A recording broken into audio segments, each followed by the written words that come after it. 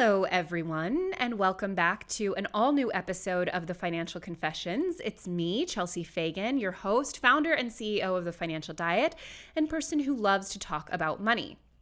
And today we are going to be talking about a topic that many of you are interested in, maybe curious about. Perhaps this is how some of you got into the personal finance sphere in general, or maybe some of you are totally turned off by the concept, whether because of how unattainable it might seem or because of some of the voices that typically represented the movement. We've talked here recently on the channel about the FIRE movement, the FIRE community, FIRE as a concept. For those who don't know, it stands for Financial Independence/Retiring Early. And I recently did a video about it, talking about a little bit my updated views on the subject. When I first started TFD many years ago, it would be accurate to say that the representation of the FIRE community on the internet at that time was predominantly not great, Bob. It was a lot of men who were working as software engineers, living in low cost of living areas with out-of-frame wives who took on all of the domestic labor, it seemed, without ever really being acknowledged or thought of as contributing to the household in any meaningful way. It was a sphere for bros, and in many ways, there is still a fair amount of that in the community.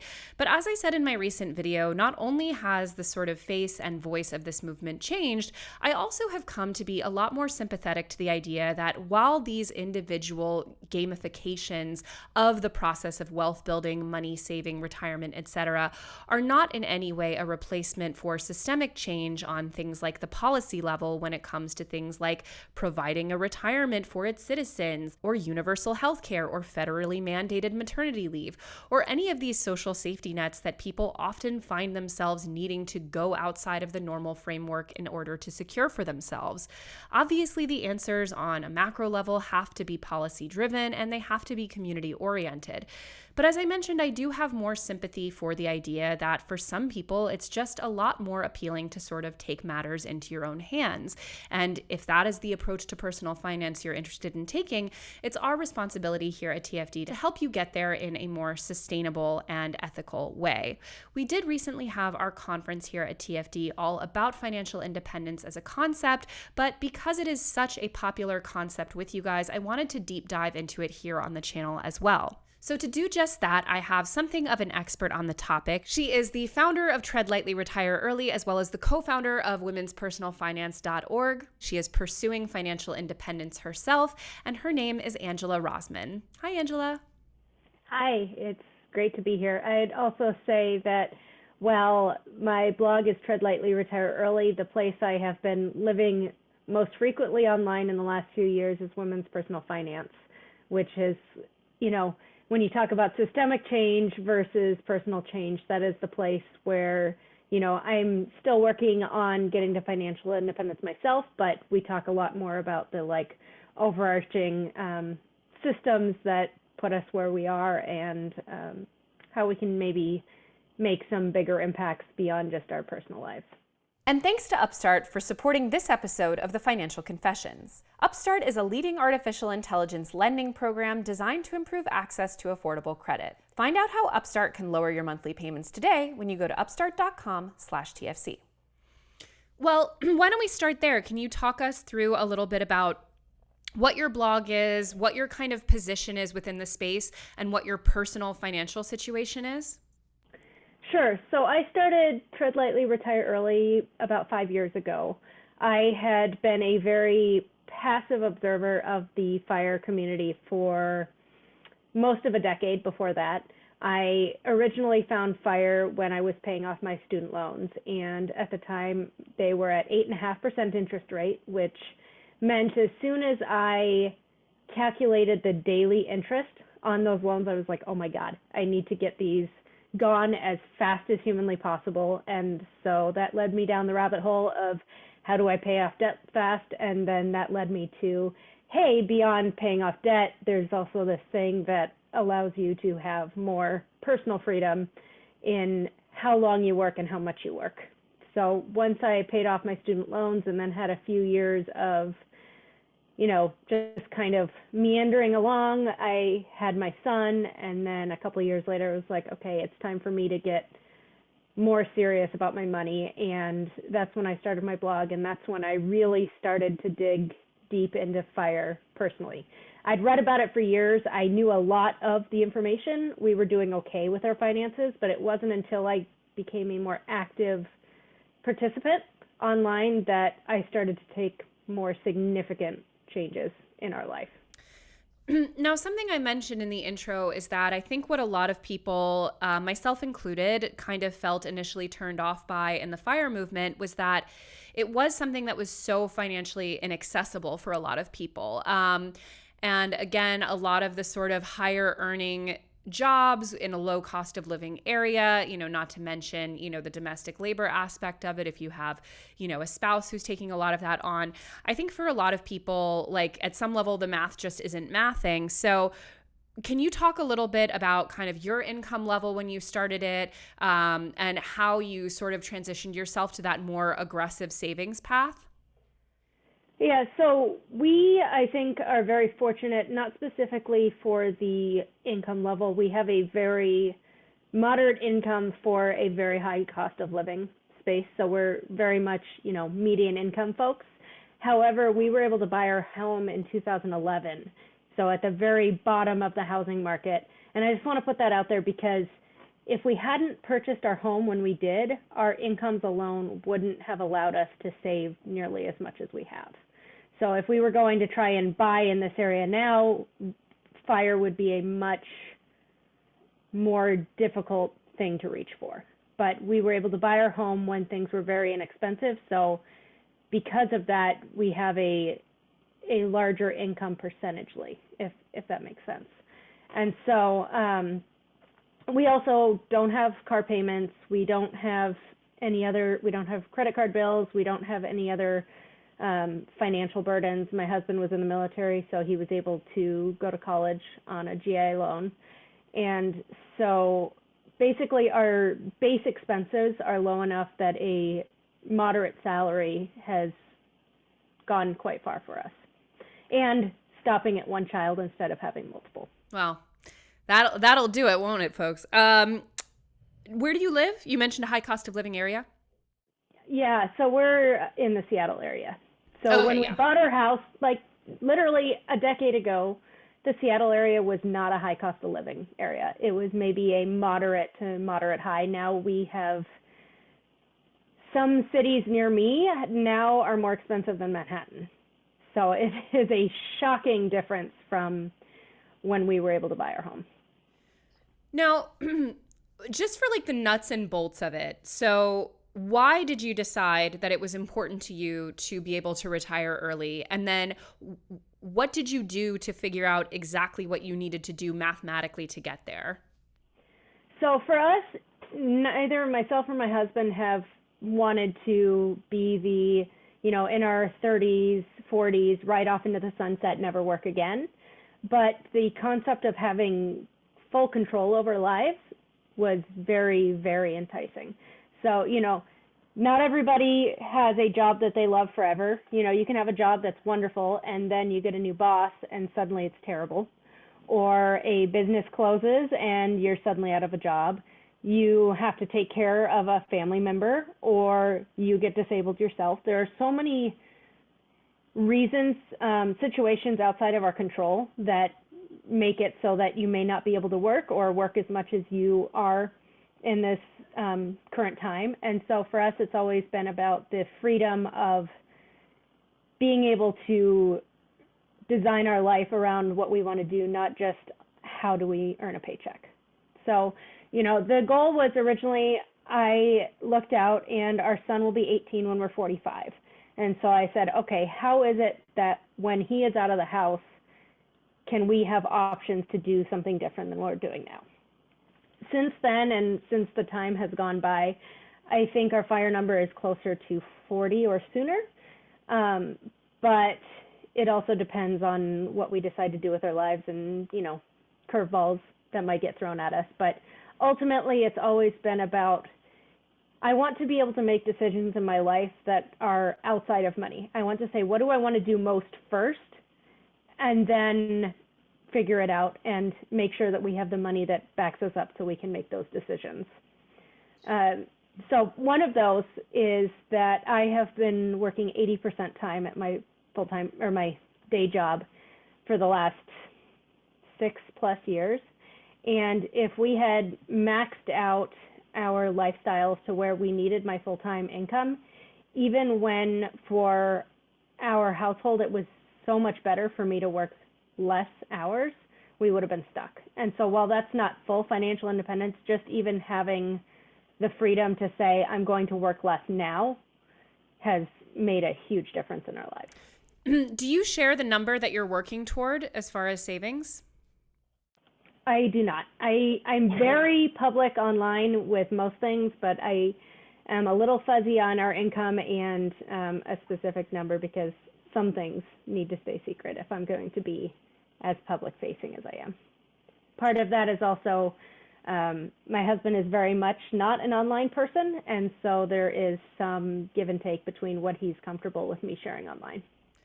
I'm curious as to how you kind of how you gauge that, especially in a community where a lot of people are super upfront about numbers. Well, there's a balance. There are people that are also super upfront about numbers and very anonymous, or single folks that don't have a spouse to take into consideration. There's a very broad, there are a lot of differences between what people will share. One of my good friends, A Purple Life, is absolutely upfront about all of her numbers, about everything, but you won't even see her face online or her first name, and she's even tighter about her phone number, but she's able to put every single dollar online because of that. And so I think there's a balance between, how much are you going to put your face online and like where you live and what you do versus the exact numbers down to the penny. Do you share the amount of your income that you save, like the percentage?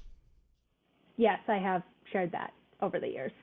And we have not quite hit 50%, but it's been in the 40s for the last 5 years or so. Now, what was your saving percentage, give or take, before you started pursuing FIRE? About 20-ish%. So it was still good. It was solid, but it was not something that was going to get us to early retirement. Now, the difference between those two numbers, so is that entirely made up of spending less, or did you, increase and diversify your income streams as well? So it's been both. Definitely being more careful about our spending, but also over the last 5 years, our incomes have grown, and during that time, we haven't grown our lifestyle. Inflation kind of has taken a hit to our savings rate, but up until this last year, we've slowly increased our incomes, and as we get raises, we automatically put that aside to savings, and so we're living on the same salary as we make more. Do you have any side streams of income that you bring in as well? I do now. So we also have what I would kind of call a self-directed REIT. I work for a company that builds affordable, sustainable housing, and we've been able to buy in very fractionally into apartment communities. And so that is a long-term income stream there. And then since I launched Women's Personal Finance with my co-founder, Regina Moore, a little over a year ago, that is now becoming a pretty solid side income stream as well. I love that. So, I know that a lot of kind of what you talk about, and also kind of in the movement more generally, is a huge focus is sort of really changing your entire mindset to be more about living frugally. I know you're also, you pursue being zero waste as is possible. Can you talk a little bit about your mentality as it comes to frugality, the sort of spending decisions that you make as a result of that, and where you kind of draw the line as far as what you do and don't spend on? So I'd say the biggest thing is, for me, a lot of people in the FIRE community tend to come from frugality from the saving as many dollars as they can. And for the most part, the place I've come to frugality from is, how can I live a more sustainable, low-impact lifestyle? For example, I haven't bought any clothing for over 5 years now. And that started out initially as a sustainable minimalist challenge, saying I have just too many clothes in my closet, but the most sustainable way to have a smaller closet is to wear through everything I own. It, as a side effect, has also saved me significant money over the last 5 years, but it came from a place of the fast fashion industry is really awful for the planet. I have enough stuff, so let's find a way to just eliminate that from my life. So I think a lot of the things we just don't spend on is because we're coming at it from an environmental side of things, and when you're actually doing things as sustainably as possible, they do cost less. There's a lot of greenwashing out there and a lot of sustainable brands that, want to tell you all the things that you can spend your money on to be greener. But if you're really going to try and live more lightly on the planet, then it is about spending less and using less and wasting less. What about travel? Do you travel? We do. Haven't for a while, but we do travel some, and I wouldn't call myself like a hardcore travel hacker, but I, do dabble in the travel hacking sphere so that when we do travel, we travel very inexpensively. I feel like I ask about travel because I feel like a lot of times when people, sort of talk about what they do and don't spend on, often it will be for people who don't tend to buy a lot of material stuff. They'll be much more experiential spenders. They love to travel. They love to, go out to a fantastic restaurant, visit family, things like that. Are you someone who would describe yourself as an experiential spender? Absolutely. But the things we still spend our money on, like we just went and visited some of our very dear friends in Italy for a couple of weeks. But almost the entire flights were covered with credit card points, and the car rental was covered with credit card points, and the Airbnbs we stayed in were covered with credit card points. So while we still spent money on some really great restaurants while we were there, we didn't actually spend, for 2 weeks in Europe, we did not spend anything near what 2 weeks in Europe should cost. That's awesome. So can you talk a little bit about how credit card usage specifically factors into your FI game plan? Well, I mean, again, we are not the kind of people that need to worry about the 524 rule of making sure that we don't open more than 5 Chase credit cards per name over 24 months. We don't get that intense on the travel hacking, but just with normal spending, work reimbursement costs, and then the occasional credit card opening, it really has reduced our spending costs. And again, because we don't expect to fully 100% retire, never do anything again, I think that window will continue to stay open for us, though I have to say I'm a little bit conflicted about travel hacking as more of like a general thing. Again, bringing it back to the sustainability piece. Sometimes I think it's easier for us to do more travel when we're not spending on it because it feels like it doesn't have a cost. And, environmentally, travel still has a cost even if it's covered with credit card points. Granted, it's not going to balance out the 18,000 empty flights Lufthansa flew during the pandemic to keep their airport spots. But on a personal level, our occasional flights are definitely one of our highest environmental impacts. Man, you bring up that hits close to home. My husband and I were separated for most of the pandemic due to immigration issues. And so he was living over in France, and I took many flights to see him where it was basically me alone on a 747 with a full staff and like a full, it was like a disco in there for me. It was so much fun. I had the best time, but I was like, wow, we are so screwed that I've taken this many 747s alone. But the thing is, they were flying empty. Yeah. So at least you were flying on it versus no one, right? So it's like backwards, where instead of saying, oh, well, because of me, they flew another flight. It's like, well, they were flying it anyway. So at least, percentagely you helped drive down the per person. cost. Totally. I'm interested when it comes to the frugality and sustainability conversation, because I definitely agree with you that, using as an example, buying consumer products like clothing, like obviously there is always the opportunity to not buy it, or to buy secondhand, things like that, which we talk about a lot on the channel, and I think is really good.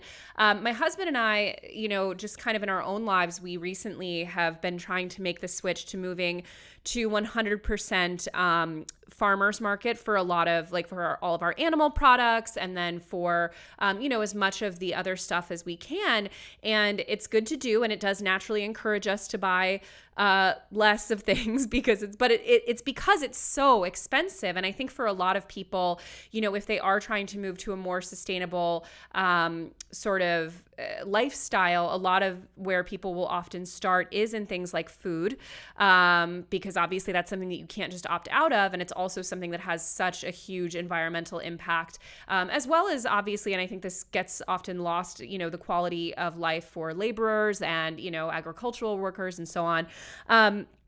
But a lot of those really good products are just, in the case of ours, we're spending 5 to 10 times as much as we would in the grocery store for a lot of these products, which we know is just not available to most people. So can you talk a little bit about some of those changes that are easier to make and accessible at different budget levels if people are trying to both move toward sustainability and frugality? So I'm going to say some things that we do that are maybe not as accessible, but we have a flock of chickens and we have a very large garden. So that definitely helps reduce the cost. But if you have a chest freezer and you do have, space in your budget and you still do eat meat, we buy a quarter cow from a local farm. And while it is expensive as a one-time cost, when you break it down to per pound, it's actually significantly less than buying at the grocery store. We're basically paying for, pasture raised, not organic, but like local farm, which I would rather do that than the big organic conglomerations. And we're paying for the cost of the cheap factory farm meat price. But again, you have to be able to buy in bulk to get to that savings. But also things like baking bread or, making your own English muffins. My husband likes to make his own bacon. But also things like, one of my favorite recipes is just a black beans and rice crock-pot meal that you basically dump in the beans, rice, and a few other ingredients and let it cook. And it's really cheap and easy, and it can freeze well. So it really depends on A, how much time you have, and B, do you care about variety, and C, do you have space for bulk buying. But I have friends that spend very, very little bits of money on food, but they eat very little meat, and they're good with just like basic beans and rice base meals with additional interesting things. So you can absolutely do, local sustainable food more affordably, especially it's cheaper than going out to eat regularly, but there oftentimes is a prep factor involved, and I want to recognize the privilege in that, because it's not just about cost, but it's also about the time that it takes to do this prep. And that's part of, I work 80% time, my husband now works 80% time at his job, and so we have time to do some of those things that if you're a dual income household with kids and you both work full-time plus, you just don't have the time to do. Do you mind sharing what both you and your husband do for work? Yeah, so we both work in the construction industry. He is an assistant site superintendent, and then I am a pre-entitlement, like pre-construction entitlement person. So I do all the permitting, and I'm a lead AP, which means I'm like the sustainability certified person to help make sure that we're building things green. I love that. Now, when it comes to, especially with inflation, which I know you mentioned earlier is definitely taking a bite into your savings, what is your strategy as far as allocation to what you keep in an emergency fund, what you're putting in, your retirement accounts, your non-retirement investment accounts? How are you kind of spreading out your money with the intention of achieving financial independence? So I definitely used to be team very little emergency fund. Let's just invest and put away as much as humanly possible. And then our dog a number of years ago had an emergency surgery that was, $5,000 overnight. And, while I could pull from my emergency fund, it wasn't big enough where it felt comfortable just taking $5,000 out overnight. And I was like, okay, I realize that's what it's there for. I realize we have the money, but we don't have enough cash on hand for me not to be uncomfortable. I now feel a lot more comfortable with a larger cash cushion, even though I know that financially it is not the best decision. We actually just did our first Women's Personal Finance in-person retreat last week, and one of the people who attended, I don't know if you're familiar with CFIRE Sim, the retirement calculator, but she, the founder of that calculator, was there at the event, and we spent a couple of hours looking at different retirement scenarios with different people's numbers. And something that really stood out to me was that, a lot of people when they go into early retirement keep a 1 to 2 year cash cushion to protect themselves against sequence of returns risk. And the interesting thing was that pulling money out during a good market to protect that cash cushion over time actually was a worse outcome than if you had just left the money in the first place. So that was something that was really interesting to me, because it seems like, the market's up, you take some out so that you have some cash for when it goes down, then you're protected against the down. And for most scenarios, it's best to just leave your money in the market and continue with your drawdown as planned. Just to kind of break that down even further for the listeners/viewers. So essentially you're talking about people taking out cash preemptively to give themselves a very large buffer when it comes time to actually retire, for when they're having to dip into their investments so they're not forced to, take out of a very down market. Right. Yeah, that it's much better to have some flexibility on the amount of money you take out of the market when it's down, rather than trying to preemptively take cash out to buffer yourself. So if you're saying that in retirement, I'm going to live off $50,000 a year, but I'm going to be flexible. In a good year, maybe I'll take out 60, and in a bad year, maybe I'll take out 40, or I'll find a way to make $10,000 to make out the difference. It's way better than saying in a good year, I'm going to take out 70 to buffer myself against a bad market in the future. Here at TFD, we often talk about the importance of paying down high interest debt. It's an important step in being able to reach all of your short-term and long-term money goals, and that's where Upstart comes in. Upstart has helped over 1.8 million customers on their path to financial freedom. Upstart-powered personal loans can help you pay down high-interest debt all online with simple and easy-to-understand payment terms. Whether it's paying off credit cards or consolidating high-interest debt, Upstart can help you get one fixed monthly payment with a clear payoff date. You can check your rate in minutes for loans between $1,000 to $50,000 without impacting your credit score. So don't wait and check out your rate today at upstart.com/TFC. That's upstart.com/TFC to check your rate today. Don't forget to use our URL to let them know we sent you. And loan amounts will be determined based on your credit, income, and certain other information provided in your loan application. Go to upstart.com/TFC.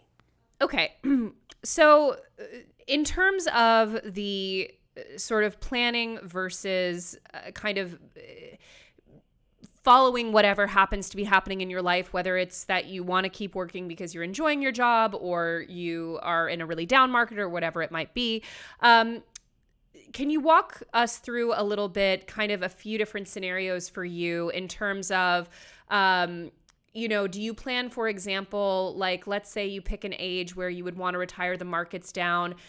Would your plan at that time just to be okay, we'll keep working a little bit more and then we'll see where we are in 2 years? Or how flexible generally is your approach to this? I think we are much more likely to be working part-time, even, dabbling in things. My husband's godfather actually, though, retired in his 50s, hard stop, and has not worked a day since.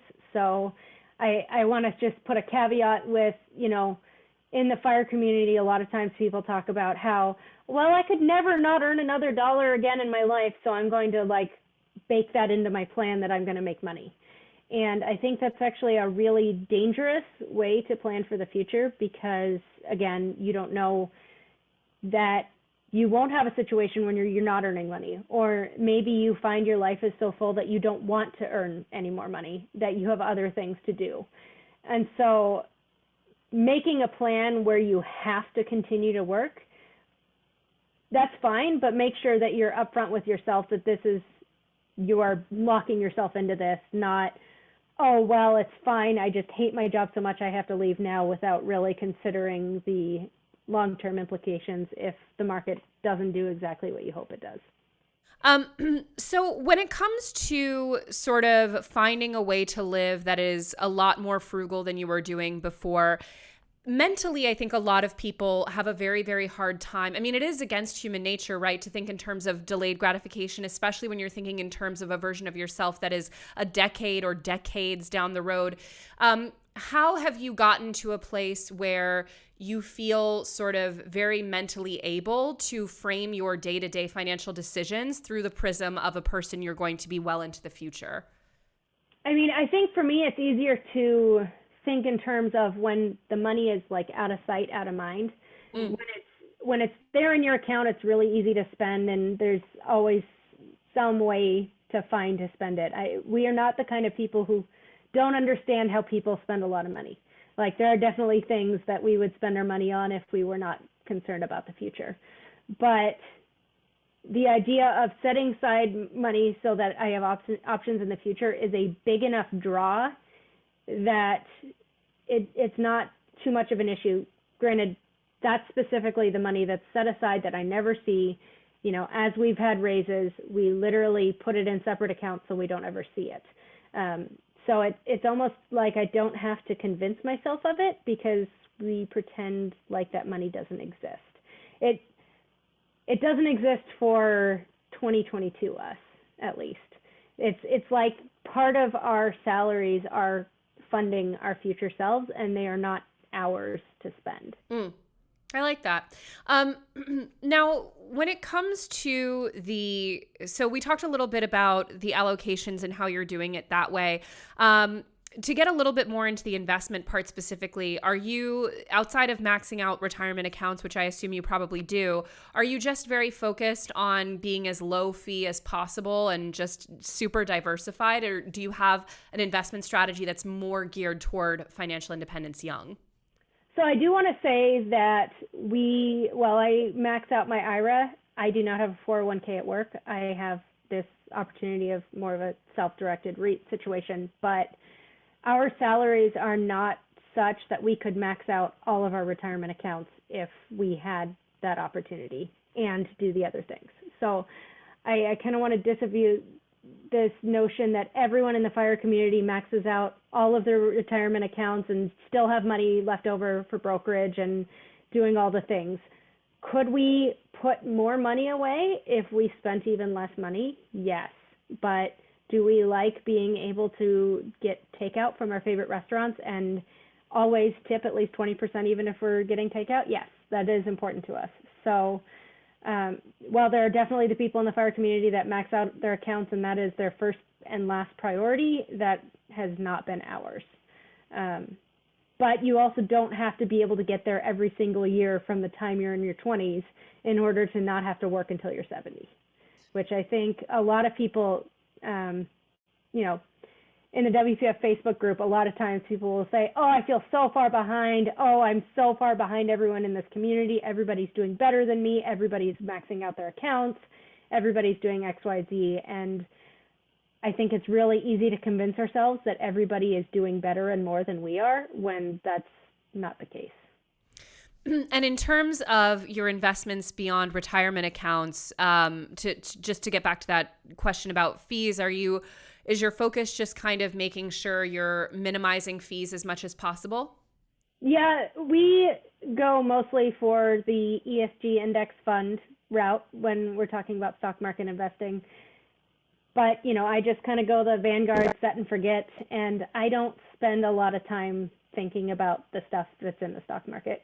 We're in a bear market now, I think, officially, and I have to say that it hasn't bothered me. There was that dip in 2020, but the last big recession was, I graduated college in 2009. So my experience was more having to cobble together 2 part-time minimum wage jobs in order to pay my student loans. It wasn't about losing money in the stock market. We're in a very different place now, but again, that perception of that money in the stock market isn't mine now really helps, because that money is not ours to be touched for decades. And I am quite confident that at that time, it will be worth a lot more than it is now. That is a very, very healthy mentality. So you mentioned at the beginning of our chat that you guys were able to buy a home in the Seattle area in 2011 when it was a much different market than it is today, and that it has had huge impacts on what you're able to do financially. I'm curious, for people watching this who did not do that, they might be feeling like, well, what the hell am I supposed to do? So obviously we're talking in terms of hypotheticals here, but I'm curious, beyond your current home, does real estate, well, and obviously you mentioned you are part of those REITs with work, but I think we can kind of set those aside because that's not, I think, how most people are interacting with the stock market or with the real estate market, at least for their primary residence. So beyond your primary residence, is real estate a big part of your wealth building strategy, or a part of your wealth building strategy? And then kind of, if you did not have that home, let's say, and were still interested in pursuing financial independence, given your life and given your area and all of that, what do you think that your relationship to buying a primary residence would be as it kind of factors into FI? So this is also my day job. I was part of a bill that went to the state legislature this last year on affordable housing, and I'm very, very deeply invested in this part of the world. And we live in a little 1960s Rambler that would now sell for over $1 million. Oof. Yeah. And if you're going to drive an hour or 2 hours away, you might get to something that's under or $500,000. The real estate market is so wildly out of control, and there is a lot of local government pushback and NIMBY pushback that is making it impossible to build more housing. So right now we are in a really, really terrible place when it comes to real estate. And I think that's part of what really bothers me about the people that are very bullish on real estate as creating their own financial independence is that I see friends, I see neighbors who cannot afford to buy in this market, period. And then mostly large company investment groups buying up the existing single family homes, and then other neighbors who have their own homes blocking future development. And it is making it extremely difficult for anybody to buy in this market in any community. Ours has grown exponentially, but even if you go to Ohio or Tennessee, the numbers may be smaller than here, but percentage-ly, the growth has just so far outpaced people's ability to save that we really need to have a reckoning when it comes to real estate and home ownership in this country. Preach. And maybe that was a little bit more soapboxy than you were expecting. No, I'm so into it. It's awful right now. We would not buy a home in our community today. We would be living, we've house hacked. We've had a roommate for the majority of the time that we've lived in this house, and he's great, but he works a blue collar job, and as a single guy, he would hardly be able to rent someplace close by. He would absolutely not be able to buy. And things are really, really broken. So I know that's not very encouraging, but it's not good right now. And the people who were even able to buy 3 or 4 years ago, the market has accelerated past what people can reasonably save. That's an excellent answer. And I feel, I definitely agree with you that, you know, it's a very different situation, but we bought a home last year.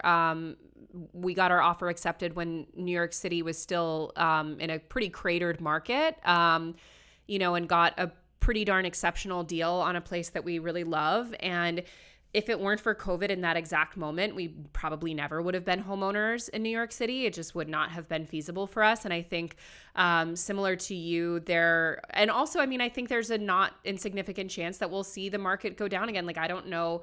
We have, I think, already a bit of equity in our home just because the market has recovered. But I'm considering that very, very tenuous until we're well out of the COVID dip.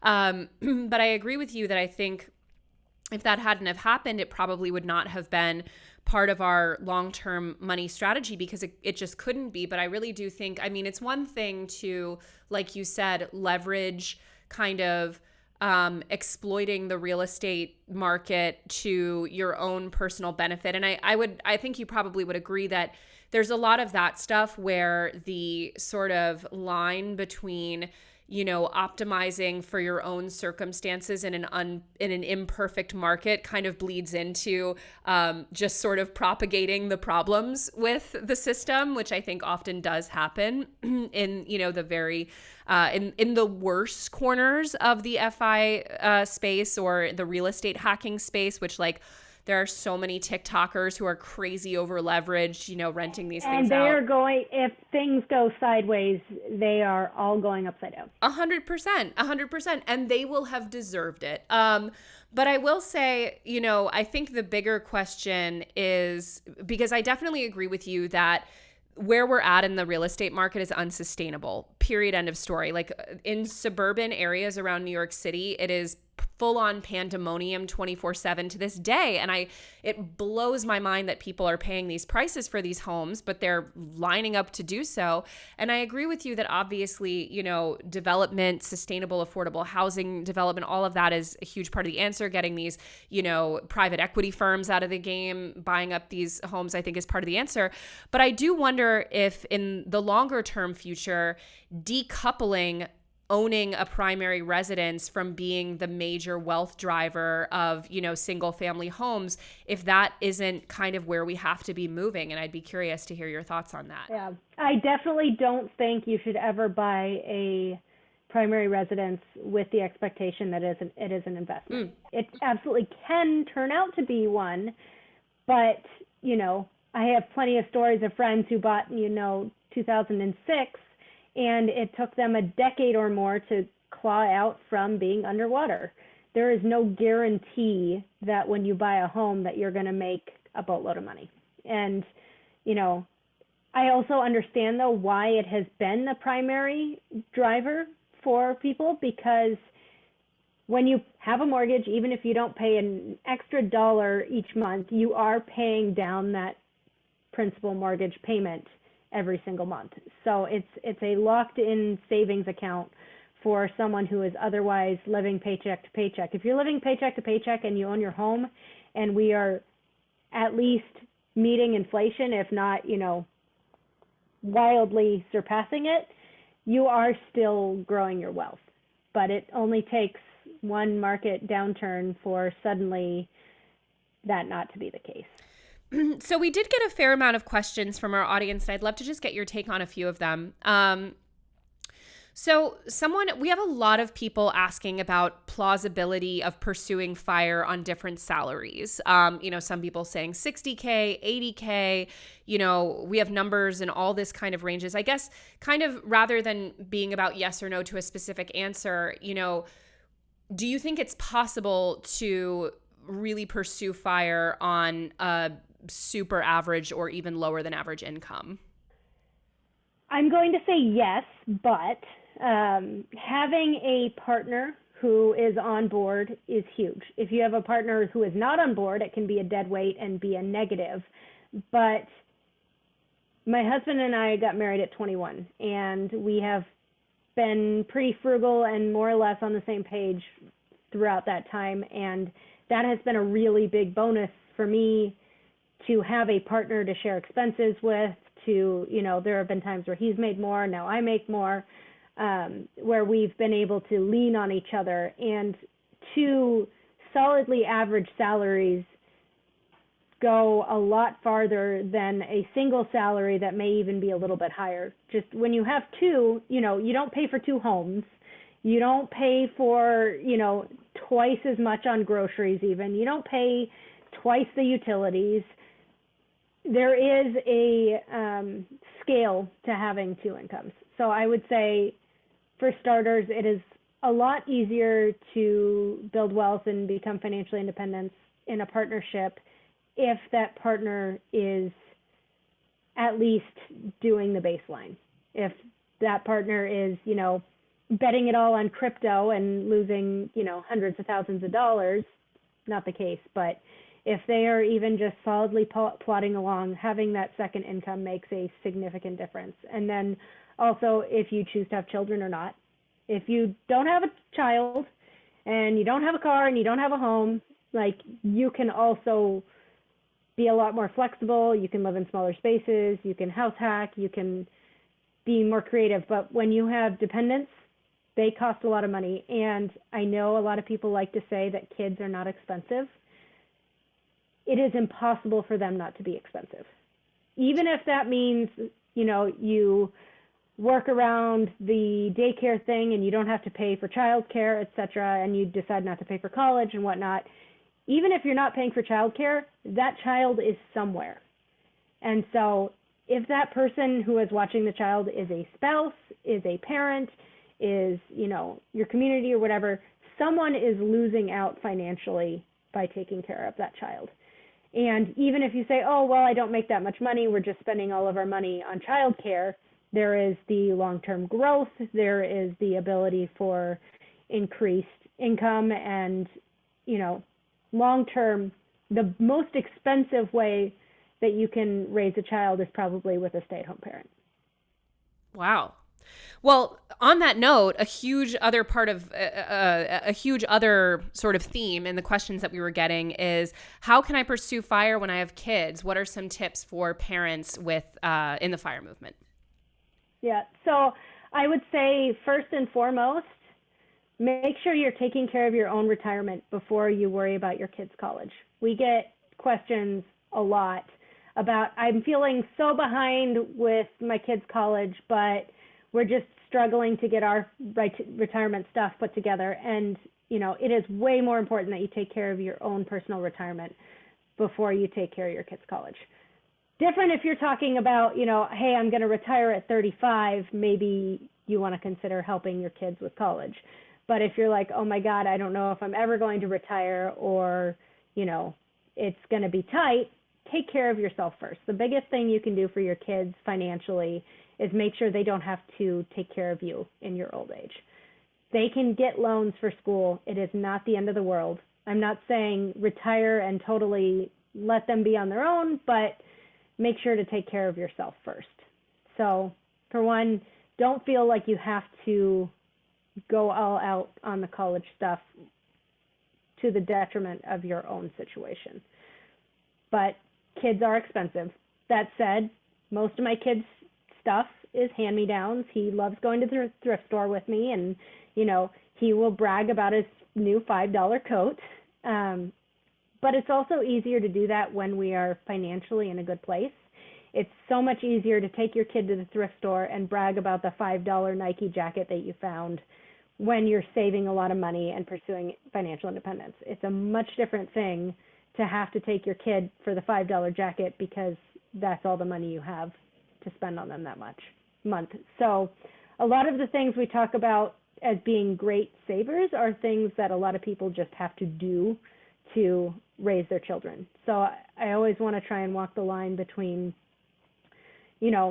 raising our son to know that he doesn't need the newest and the best, and, we will say no to him on plenty of stuff, but understanding that there are people that's the only option they have, and so treating it like this huge hack is more of a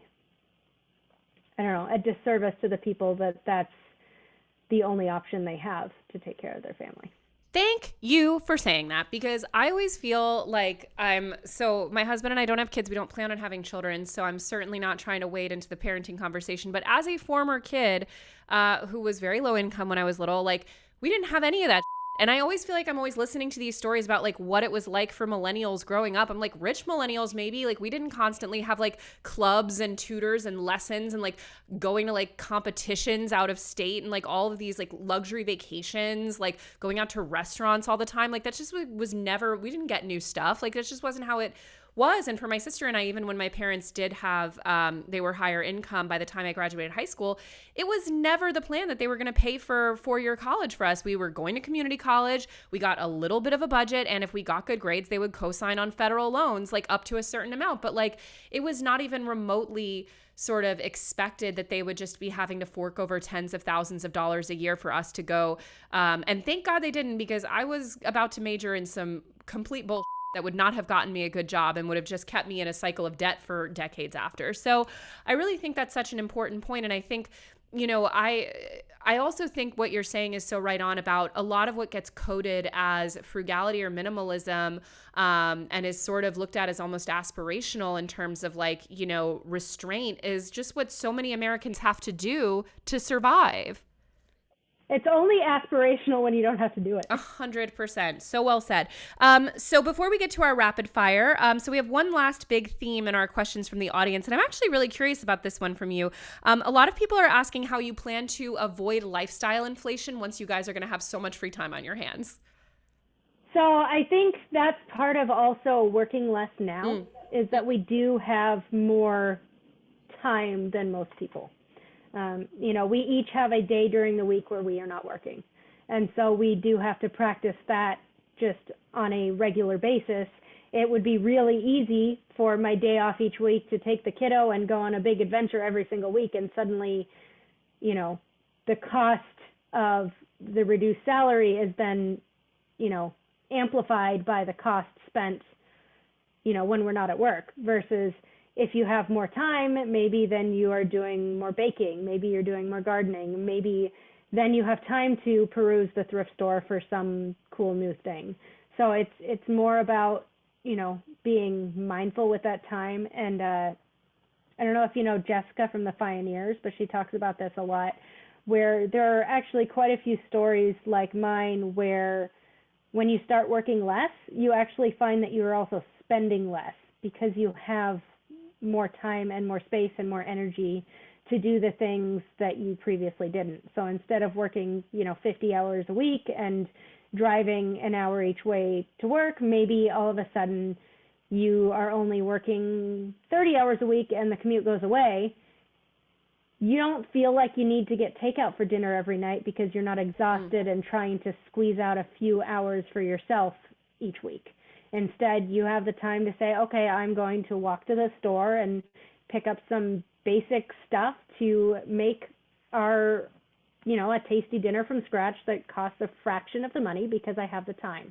And so, time freedom also tends to give you, or it can give you more financial space as well. That is, unless you use it to then go to a long leisurely brunch every morning you're not at work, because you can also do that. Well, I can validate that anecdote.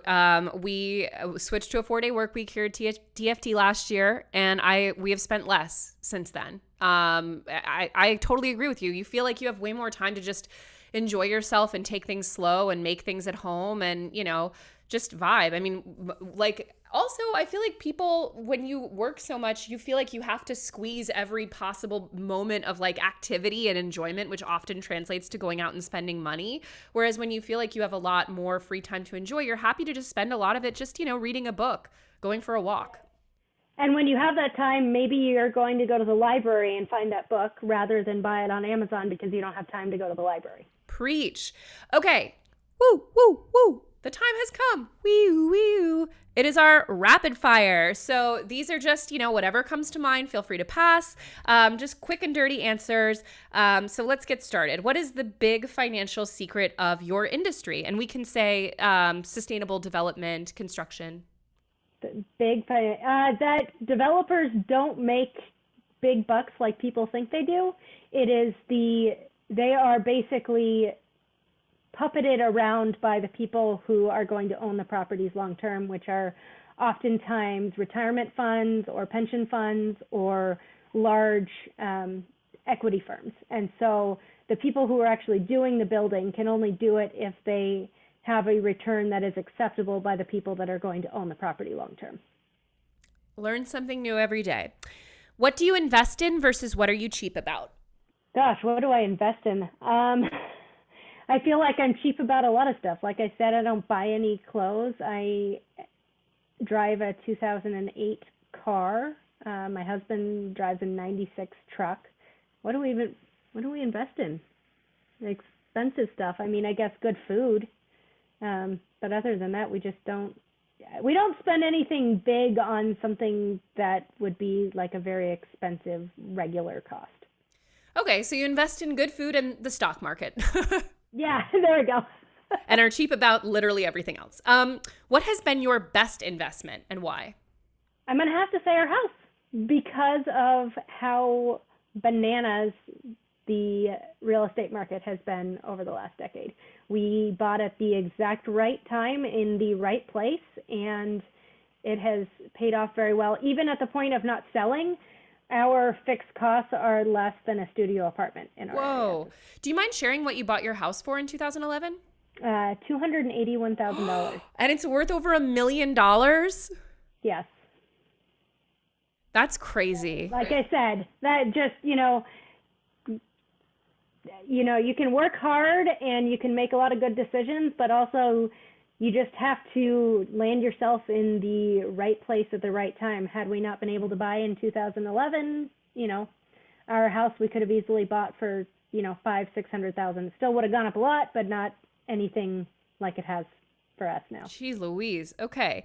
What has been your biggest money mistake? I would say the biggest thing is focusing on just paying off my student loans and not investing at the same time. I was really focused on getting to debt freedom, and then and it wasn't even about having the money invested as I was paying it off. Like, yes, it would have been small, but it was about having the habit and then transitioning straight from paying off loans to then investing. After I paid off my student loans, there was definitely a number of years where we kind of just floated and, did the basics, but could have saved a lot more money just by having the habit of investing early and often. Love it. What is your biggest current money insecurity? I don't think we really have any right now. We're in a really good space. We're not financially independent, but we are on very solid financial footing. I'd say my biggest, I don't know if it's an insecurity as much as seeing people around me who don't have the solid place that we do, wishing I had more to make things happen for them. What a sweet answer. What has been the financial habit that has helped you the most? Putting money away automatically so we don't see it. If you don't see it and it's not even in your account, you don't spend it, and it is shocking how fast those numbers grow from money you forget that even exists. That's a good one. Also, I mean, not buying clothes for 5 years, that probably would have represented a lot of savings for me. I don't know about you guys, but. And then lastly, when did you first feel successful, and what does that word mean to you? I mean, I think I've lived my whole life with enough self-confidence that I have felt successful most of my life, from beginning with being good and being the smarty pants in school to, having a career that I really enjoy. I have to say that my parents did a very good job of being encouragement and belief in their kids that, that we were successful in their eyes from very young. I know that's super cheesy and cliche, but I've always felt very confident in myself, and I say that a lot of that comes from parents that really were the backstop for us. That's fabulous. I mean, you definitely seem in the 99th percentile of most mentally healthy and well-adjusted people we've had on this show. I mean, I also shared, again, Women's Personal Finance is my main online space now, and on Facebook we've got close to 60,000 women in the group. Woo. And last night I definitely shared that I was having a very bad anxiety mental health day, and I was just a complete wreck. And, I shared it there because I think part of being, a figure where people see what you're doing online, that it's important to say that sometimes, like, no, today was absolutely awful.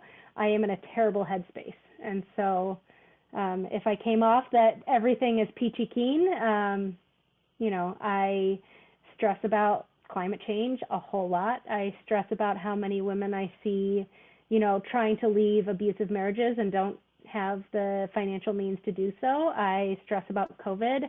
I'm stressing about, bird flu because of my chickens, and et cetera, et cetera. So I try and, focus on the good stuff, but there are definitely days where I'm not okay. Well, thank you for bringing that honesty as well as just so much great information to our audience today. So where can people go to find more about what you're doing? I would say most of what I'm doing at this point is womenspersonalfinance.org. I do still write at Tread Lightly, Retire Early, though you'll most likely find me on Twitter yelling about the current state of the world. But if you want to follow me, I would say Women's Personal Finance is the place you're going to find me most frequently. Thank you so much, Angela, for being here. And as always, thank you to you guys for tuning in, and we'll see you next Monday on an all-new episode of The Financial Confessions. Goodbye.